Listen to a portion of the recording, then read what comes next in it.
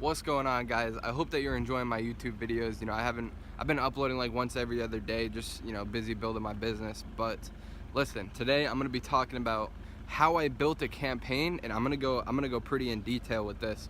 How I built a campaign that is quadrupling profits. Okay, just regular old profits, not quadrupling revenue, quadrupling profit, which means if we spend $1, we'll make $4 back in our pocket. Okay, so let's get right into this. I don't want to waste any more time talking, yabbling on, so let's get it.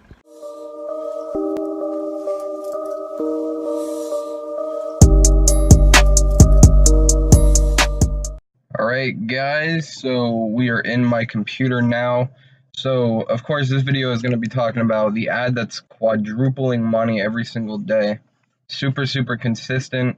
Let's just get right into it. So here you could see, I'm looking at the campaign level right now. I have the name of the campaign edited out just because I don't want you guys seeing the products. Again, it's still a product that we're scaling, so we're just trying to keep it low right now, but of course the data here is legit. That's why I'm kind of sharing my screen and showing you guys. So let me set the scene real quick. Essentially, what we have here is it's a $30 product. The break-even point is $20, so it's actually $22, so we make about $22 per sale, assuming that everybody just buys one. Of course, we have people who buy two, buy three, whatever.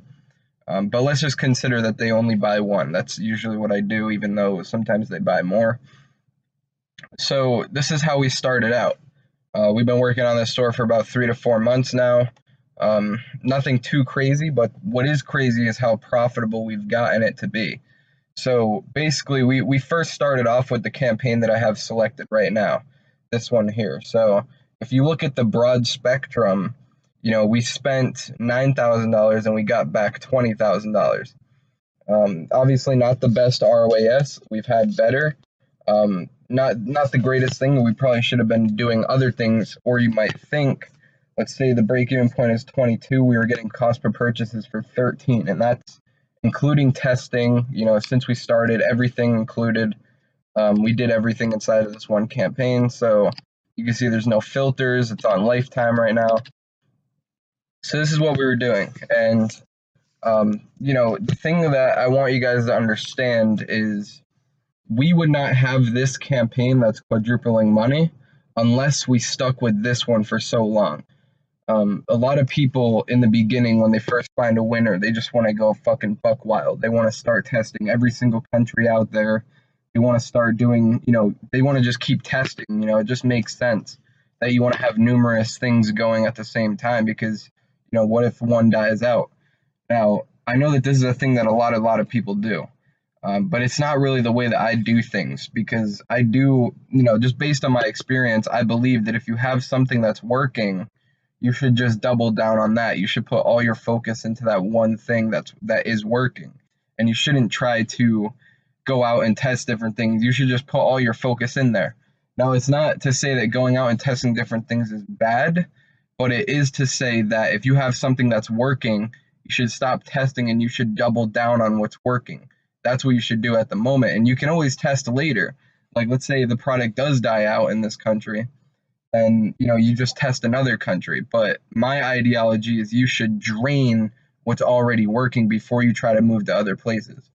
And it takes a little bit longer, but if you do it this way and you stay patient and you do it the right way, I promise you'll be way more profitable than anybody who tries to rush into this. I'm here to prove that to you right now. So what we have here is a campaign that we have in one country, right? So these are two completely different countries right here. So this is one country, the original one that we found that was a winner, and then this is the one that's winning right now. So while we were scaling in this not in the main one, but in the older one, when we first started out, we were using the same strategy that we were using with this one. So why is the number literally double what this one is? Here's my ideology. Here's why I think that this campaign is quadrupling money. And when I say quadrupling money, I don't mean in revenue. I'm talking about profit, which means if our cost of purchase is 6, our break-even point is 22, do the math. It's quadrupling the money, Okay, and then on top of that, there's people who buy 2 or 3, right? So if you look at the ROAS, it's actually like 5.5. So we're actually 5xing, over 5xing our money. But I'm talking about quadrupling profits. So why do I think that this was able to happen? This is not a very common thing.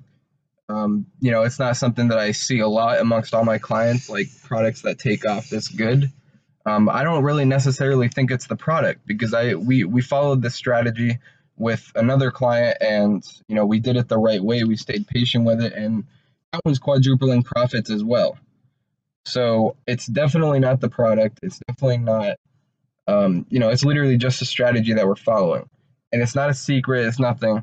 It's literally just like what we did was, even though this one could have been doing a lot better, we focused on this one. We didn't go out and try to do other things. And there's multiple reasons why. For one, we're just trying to make some money. So we were making some money, right? And we were doing what was making us money.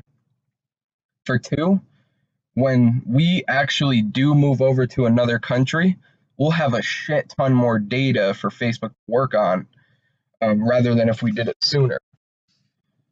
And I think that one right there is the main reason why it did so good when we moved it over to another country, because we waited until we had 700 purchases. We did 20 grand before we even moved into another country.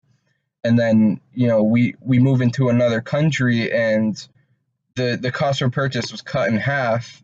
And, we spent the same amount of money, and we got back more than double what we did with this one.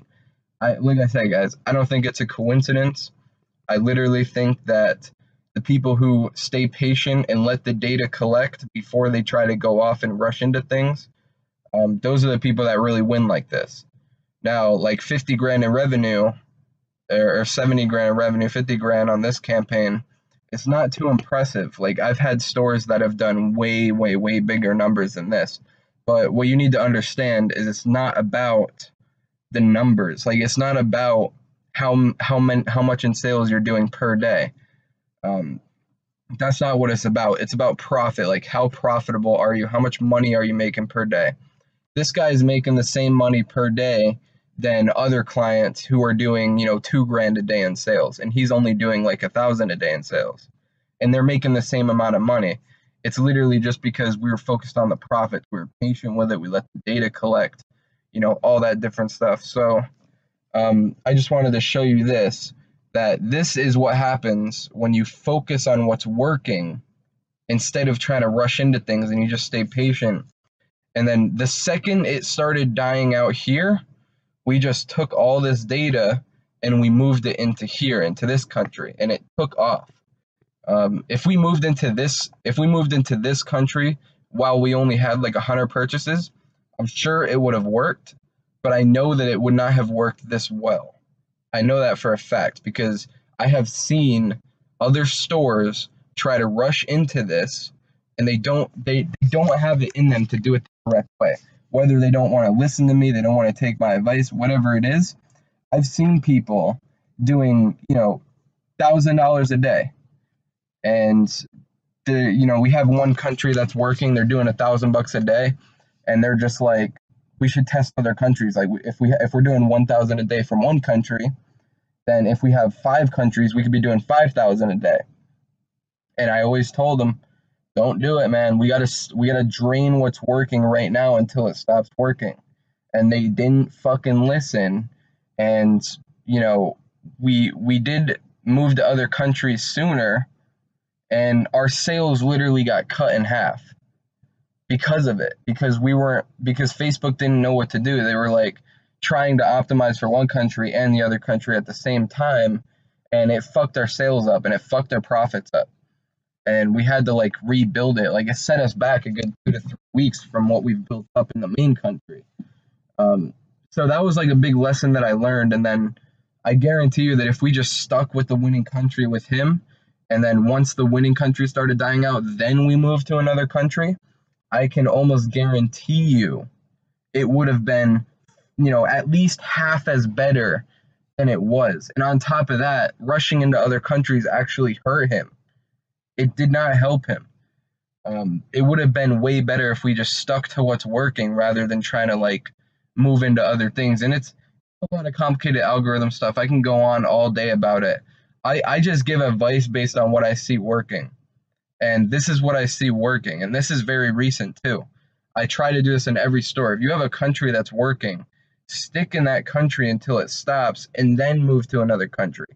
Don't try to rush into it because you'll be so much more profitable if you just gather the data first before moving into other countries. Trust me. All right, so I needed to set the scene. I needed to show you what kind of strategy we're following with this. Why this campaign is literally quadrupling money when this one was only not even doubling it. And that's why. So we had this set up to do this. Like, this was not a surprise to us. We knew that it was going to be this good. Okay, so my internet just crashed. That's why I couldn't show you this. I had to restart filming. But this is the same number, same exact numbers, okay? Might be a dollar or two extra because a couple sales happened, but I'm not sure. Let's go into the ad set level of the main winning campaign. Okay, so we don't say the names of the products or anything in here, only what we're targeting. So there's a few things that I need to cover in this little clip that I'm doing that a lot of people get fucked up. A lot of people don't understand this. There's something called logic coaching, which is where people coach or people try to teach things because they make sense, not because they make money. I teach things that make money. Other people like to teach things that make sense because it makes them look smarter and it's more agreeable. Okay, I'm not fucking here to be agreeable. Okay, so listen to what I'm saying. What we did is we're testing each percentage lookalike completely separately. So we don't do advanced lookalikes.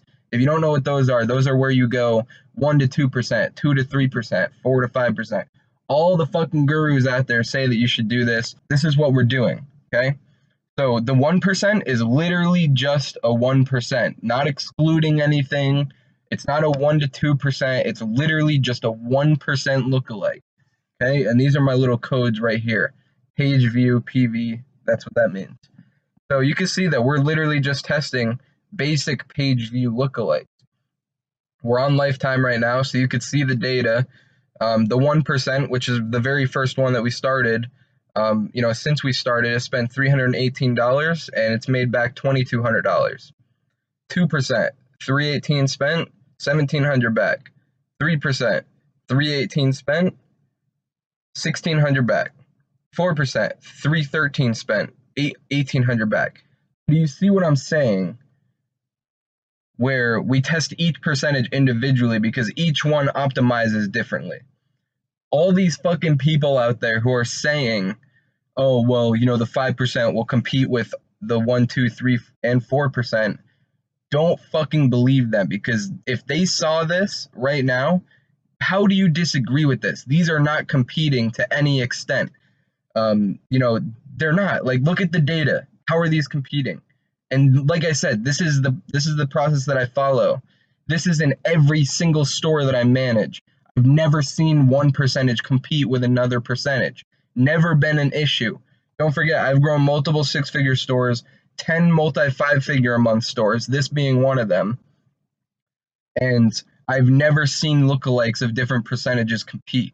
And I've never excluded different lookalikes. Like, if I target a 2%, I don't exclude a 1%. It's not something that I do at all. So this is exactly what we're doing. I hope that I cover my point with this, that this covers, or this backs me up when I say don't exclude lookalikes. Like, don't exclude a 1% when you target a 2%. Like, and don't do 1 to 2%, 3 to 4%, all that bullshit. Because if you do a 3 to 4% and it does well, you don't know which one is working, the 3 or the 4%. When I do it this way, I know exactly what's working. That way I can optimize the ads to get the best result. If you're just doing 2 to 3%, the 2% could be doing really well, but the 3% could just be driving your cost per purchase down. Like, you want to break it down. You want it to be as simple as possible. This is very simple. If the 3% does good, I know that the 3% is doing really good simply because I'm only targeting the 3%. Okay? So another thing that I want to cover is people who say that 1% perform better than all the other percentages. Facebook clearly says in the description, if you make a lookalike and you look in the description, it clearly says that the 1% is higher quality than the 10%. So how come, if you've ever asked me this question, how come I always tell you that that's bullshit? How come I always tell you that the 1% isn't the one that's the most highest quality? How come I always tell you that when Facebook clearly says that it is? Okay, this shit does not make sense. It doesn't make sense, but it makes money. I make money. I don't make sense. Okay, I look at data. I look at what's working, and this is what's working. We have a 5% very, very clearly doing a lot better than a 1%. I mean, they're all pretty much doing the same, but look, like this number, let's go up to the add to cart lookalikes real quick. Let's look at how these are doing.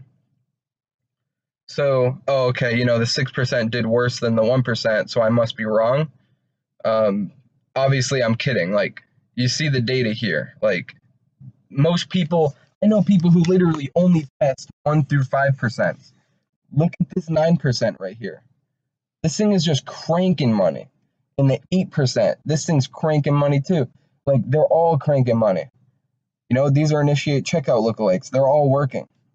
You know, the 8% is doing better than the 1% or the 2%, sorry. It's, you know, this is numbers. This is what I want you to look at so that you can get a better understanding for what's actually working out here, for what's actually happening. Okay? Because there's so many people who say they just spit out all this stuff because it just makes sense. And, you know, they'll tell you, like, you know, you should only be targeting 1 through 5% because after that it's too broad and it doesn't work.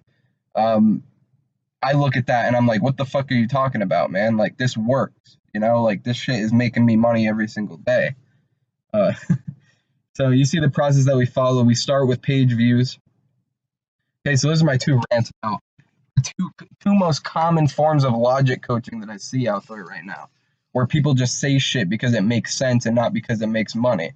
And it just pisses me off. So I had to get those out of the way. But let's get down to the strategy now and why I did it like this. So we start with page view. Do you know why? Because page view is the lookalike where we're going to have the most data. We have more link clicks than we have with purchases. A lot of people start with purchases. I don't think that you should do this. I think you should start with page view lookalikes because that's where you're going to have the most data. And then after page view, I go to add to cart. And then after add to cart lookalikes, I do initiate checkout lookalikes. And then after initiate checkout lookalikes, I do purchase lookalikes. And then after that, I start going into video view lookalikes and all that sort of thing. So let me explain to you how this works and why it works so well. So you start out with page view lookalikes because, you know, page view is where you have the most data. So page view is just naturally going to, in my experience, it might not always do better, but it usually does very good. Like, I've seen page view lookalikes do better than purchase lookalikes. As a matter of fact, there might be an example here where they're doing kind of the same, but trust me, I've seen page views do better than purchase lookalikes. And the main reason because they have so much data. So we start with page view. Now, if you're just starting out, maybe you have a new winner, which is where this person was at the time. You know, like everybody kind of starts out with not a lot of data when they're first starting to do lookalikes. What they want to do is another reason why you want to start with page view is because while you're doing all these different page view audiences, you're gathering data, you're getting all these add to carts, so that when you do test add to cart lookalikes, you have enough data there to have a good quality lookalike. If you just started out with add to cart, you might not have that much data, and they might not be as high quality. And this just goes back to the whole country thing, where you want to stick to one thing, even though, you know, add to carts hypothetically would be better than TV. It's not always the case. Usually the one that's going to do better is the one that has more data.